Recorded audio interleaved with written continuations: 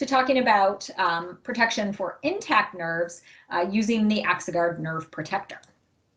And so, why even look at developing a nerve wrap? Well, recurrent scarring is a really common problem that can lead to pain and impaired nerve function for patients. And if the patient has had recurrent scarring, the surgeon may want to do something more than just freeing the nerve out of scar again. And there was also some precedent for using autologous tissues to protect nerves in these sorts of situations.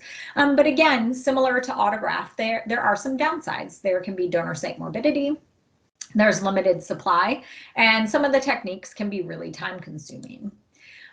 So, prior to our Axoguard nerve wrap coming onto the market, basically there was vein wrapping.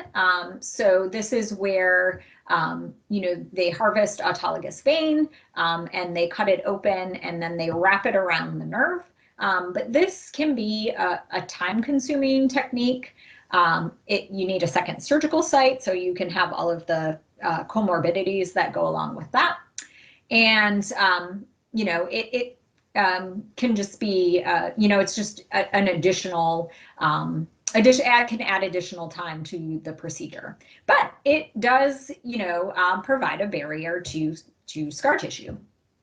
Now, there's in carpal tunnel, a popular option is the hypothenar fat pad flap.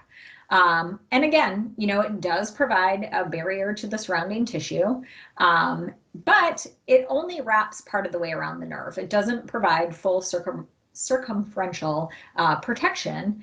And again, it can increase procedure time. And then, before Axoguard came onto the market, there were some off-the-shelf wraps available. But, some of these are semi-rigid.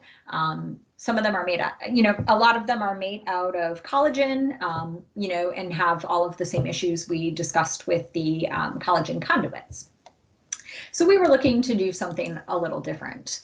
And that's really where we came up with, the Axoguard nerve protector and using this small intestine porcine submucosa. And again, just to really reiterate, the real differentiating factor for this material is that it does remodel into that new tissue layer. So you're going to have this permanent protective layer around the nerve compared to a collagen product or other synthetic product that's just going to degrade over time.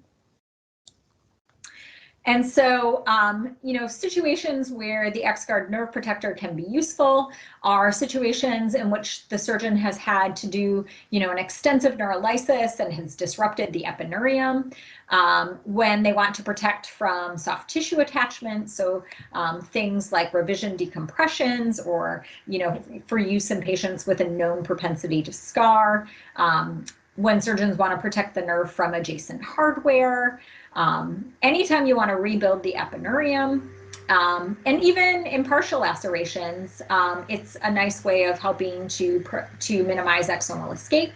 And it can also be used in a manner similar to the connector at coaptations for minimizing tension.